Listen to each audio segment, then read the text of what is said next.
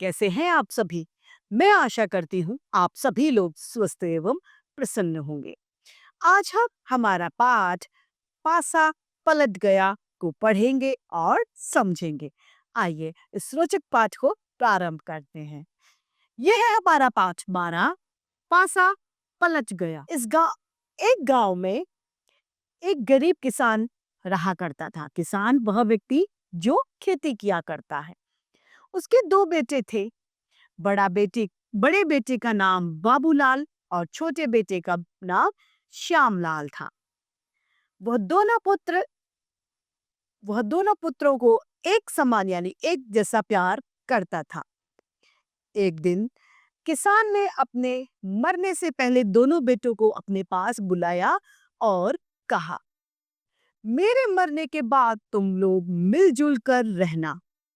संपत्ति के नाम पर मेरे पास जो कुछ है संपत्ति के नाम पर मेरे पास जो कुछ है उस पर तुम दोनों का समान यानी बराबर का अधिकार है। इतना कहकर किसान मृत्यु को प्राप्त हो जाता है यानी अपने प्राण त्याग देता है। किसान संपत्ति के नाम पर एक गाय, एक नारियल का पेड़, एक चादर छोड़कर मरा था। उसकी संपत्ति बस यही थी, एक गाय, एक नारियल का पेड़ और एक चादर, जिसे श्यामलाल किसी तरह हड़पना चाहता था। यानी छोटा बेटा जो था वो उसे कब्जाना चाहता था। बाबूलाल सरल स्वभाव का था। इसी बात का फायदा उठाने की नीयत से एक दिन श्यामलाल ने उससे कहा, भैया, मरने से पहले पिताजी ने कहा था कि उनके पास जो कुछ है उस पर हम दोनों का बराबर हक यानी अधिकार है। इसीलिए आप मेरा हिस्सा मुझे दे दो। श्यामलाल कहता है, ठीक है कहते हो, लेकिन पिताजी ने ये भी तो कहा था कि तुम दोनों मिलजुल कर एक साथ रहना। श्यामलाल बड़ा झल्ला कर यानी चिढ़कर कहता है, मुझे मिलजुल कर नहीं रहना, आप मेरा हिस्सा मुझे दे दीजिए। इस पर बड़ा भाई श्यामलाल कहता है, ठीक है, जैसा तुम उचित समझो यानी जैसा तुम्हें ठीक लगे। इस तरह से बाबूलाल भी बंटवारे के लिए राजी हो गया और श्यामलाल बहुत खुश हुआ और उसने कहा, भैया तुम बड़े हो इसलिए मैं तुम्हें गाय का मुंह वाला हिस्सा देता हूँ, क्योंकि गाय का मुंह वाला भाग ही सबसे अच्छा होता है। लोग इसके माथे पर तिलक लगाते हैं और इसकी पूजा करते हैं। अब वो अपनी चालाकी चलने लगा, क्योंकि गाय चारा मुंह से खाती है और दूध पीछे वाले हिस्से से देती है। तो इसीलिए उसने अपने बड़े भाई को मेहनत के लिए गाय को चारा खिलाने के लिए दे दिया और मीठा मीठा दूध वो पीता। बड़ा भाई तैयार हो गया और बोला, ठीक है, मंजूर है मुझे। गाय के बंटवारे के बाद श्यामलाल ने नारियल के पेड़ का भी बंटवारा बड़ी चालाकी से किया। उसने बाबूलाल से कहा, भैया, नारियल का पेड़ बहुत ऊंचा है, ऊपर चढ़ने में आपको बहुत मेहनत करनी होगी। मैं आपका छोटा भाई हूँ, इस कारण मैं ऊपर का भाग ले लेता हूँ और आप नीचे का भाग ले लीजिए। इसमें भी उसने चालाकी की, क्योंकि नारियल ऊपर लगते हैं, नीचे तो सिर्फ खाद बीज और पानी लगाया जाएगा। अतः श्यामलाल इस पर भी बाबूलाल इसमें भी तैयार हो गया और कहता है, ठीक है, मुझे ये भी मंजूर है।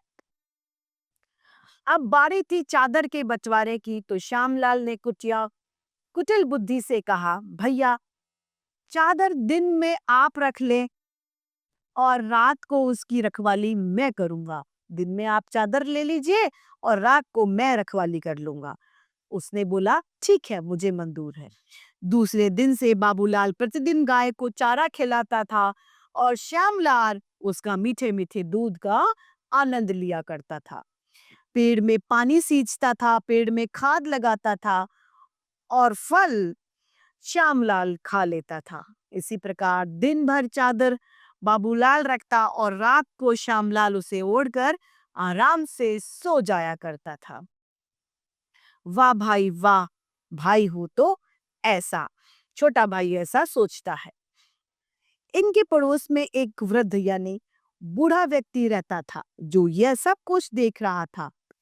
उसने देखा कि बाबूलाल दिन प्रतिदिन यानी एक दिन बाद वह कमजोर होता जा रहा है और श्यामलाल दिन ब दिन मोटा होता जा रहा है, क्योंकि वह नारियल बेच के अच्छी कमाई कर रहा था, मीठा मीठा दूध पी रहा था, रात को आराम से चैन की नींद सोता था।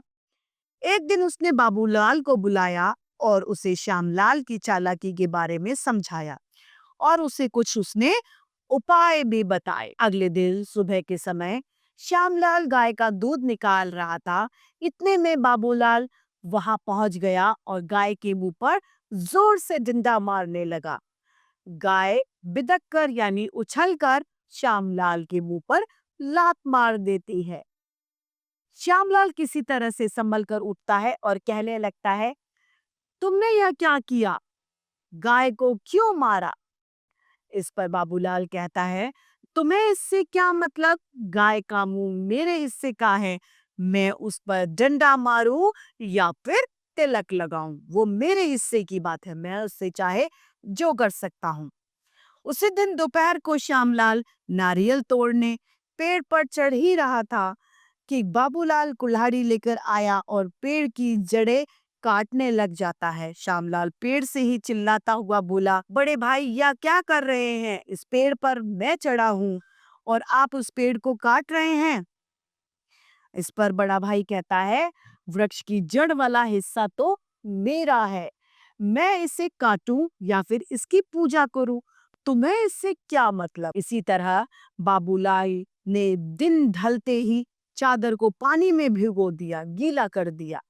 रात को जब श्यामलाल चादर लेने के लिए आया तो वह गीली थी। श्यामलाल गुस्से में चिल्लाकर बोला, यह क्या किया आपने? इस पर बड़ा भाई बोला, दिन में चादर का स्वामी यानी दिन में चादर का मालिक मैं हूँ। मैं चाहे इसे भिगोऊं या फिर जो इच्छा करूं। तुम बोलने वाले कौन हो? श्यामलाल के समझ में आ गया कि अब उसकी चालाकी नहीं चलेगी। उसने बाबूलाल के पैरों में गिरकर अपनी गलती को माना और उससे माफी मांगी। भैया, मैं स्वार्थ में अंधा यानी दृष्टिहीन हो गया था। मुझसे भूल हो गई। आप कृपया करके मुझे क्षमा कर दे यानी माफ कर दे। सरल और सच्चे बाबूलाल ने अपने छोटे भाई को उठाकर अपने गले से लगा लिया और माफ कर दिया। श्यामलाल फूट फूट कर रोने लगा और बोला, भैया, पिताजी के कहे अनुसार अब हम दोनों एक साथ में मिलजुल कर रहेंगे। इस प्रकार दोनों भाई सुखपूर्वक जीवन बिताने लगे। तो इस पाठ से हमें सीख मिलती है, जैसे को तैसा। जो व्यक्ति हमारे साथ जैसा व्यवहार करता है, हमें उसके साथ में ऐसा ही व्यवहार करना चाहिए। तो इस तरीके से हमारा ये पाठ पासा पलट गया समाप्त होता है। मैं आशा करती हूँ आप सभी को यह पाठ भली भांति रूप से समझ में आया होगा। आज के लिए इतना ही। फिर मिलते हैं। धन्यवाद।